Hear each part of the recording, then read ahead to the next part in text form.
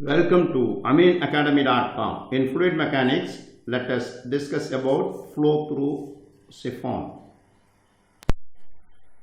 While if both ends of a siphon are at atmospheric pressure, liquid flows from high to low. If the bottom end of the siphon is pressurized, liquid can flow from low to high. If pressure is removed from a bottom end, the liquid flow will reverse. This is the illustration here. Look here, reservoir A is higher level, reservoir B is lower level, so it can flow like this manner. If both are at same level, flow will not be there. If B is higher level than A, the flow will reverse. What is siphon?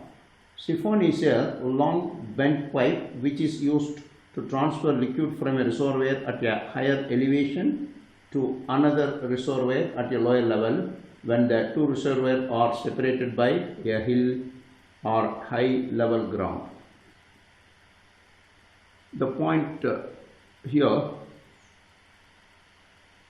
the point C is called a summit, which is the highest of the siphon is called summit. As the point C is above the free surface of the water in the tank A, the pressure at C will be less than the atmospheric pressure.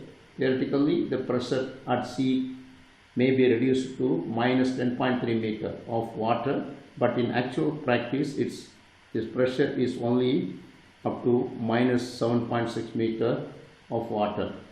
That means 10 minus 3 minus 7.6 equal 2.7 meter of water absolute. If the pressure at C between becomes less than 2.7 meter of water absolute, the dissolved air and other gases would come out from the water and collect at the summit.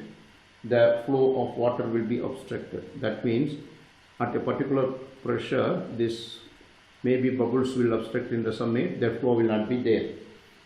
Now, what affects the flow rate of siphon? The experimental results show that the flow characteristics of siphon drainage are significantly influenced by the hose diameter. Water flows in the form of a wall possessing pressing flow in a large diameter siphon hose that is larger than 5 mm under low flow velocity that leads to discontinuous siphon drainage. That means practically if it's less than the 0.5 mm, the flow will discontinuous.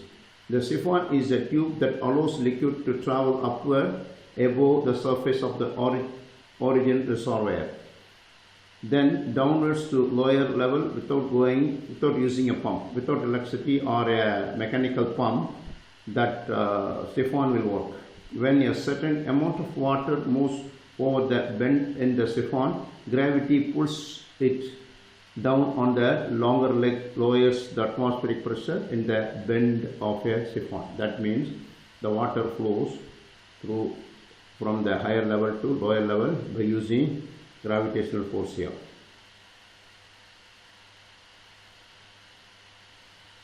Here, let us do an example problem to understand this concept. A siphon of diameter 200 mm connects to reservoir having difference in elevation of 30 meter. That means elevation difference from A to B is 30 meter.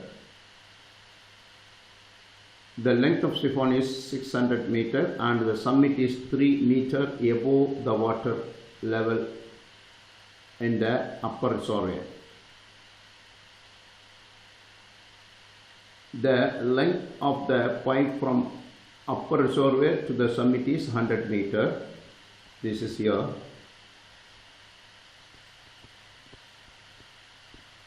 This is 100 meter. Determine the discharge through the siphon and also pressure at the summit. You have to find the pressure at summit as well as the discharge from A to B through the siphon. Neglect minor losses. The coefficient of friction is 0.005. Look at this This is a siphon setup. Given things, diameter of the siphon D equal to 200 mm, which is equal to 0.2 meter. The difference of level into reservoir is H is 30 meter. The total length of the pipe L is 600 meter. Height of summit is 4 meter. The coefficient height of summit from datum level is A is the datum level. Then height of summit is 4 meter. Coefficient of friction is 0.005. Now, if losses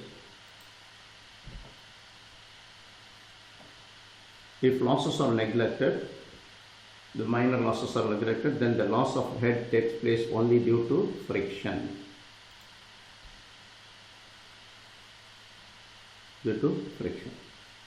Now, applying Bernoulli's equation to point A and B.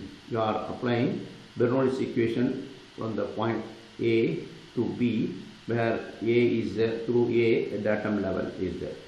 Now, here rho A by PA by rho G, pressure head is PA by rho G, V squared by VA squared by 2G is velocity head, and datum is at A. Here, pressure head is 0 because it's at datum level, and V squared velocity is also 0, ZA, datum level ZA.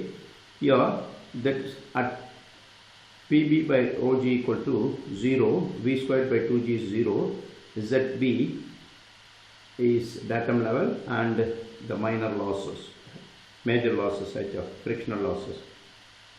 Now, connecting one side, that is ZA by ZB equal to H. H equal to, that is friction head is 4 FLV squared by 2GD, it's a formula. Now, applying the values, here ZA by ZB equal to 30 meter, which is given.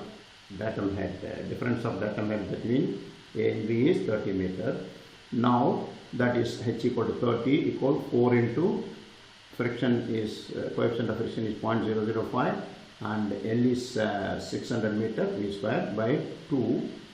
G is 9.8, D is diameter is 0.2 meter. Now, by calculating this, we get B equal 3.136 meter per second. Now, velocity of the water through the siphon tube is, we got it, this as 3.136 meter per second.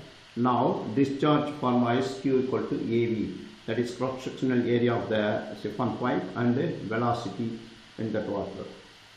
Now, that is 3.136 into pi by 4 d square, area, cross-sectional area of the tube. Now, we got, by this calculation, we are having Q equal to 0.0985 meter cube per second. By converting by liters, that means multiplying by 1000, we get 98.5 liters per second. Then second part of the question, that we got discharge through the siphon. Now, so far we understand about what is siphon and how it works, and some characters we did. Also, we did one example problem to understand this. If you have done, please subscribe our YouTube channel.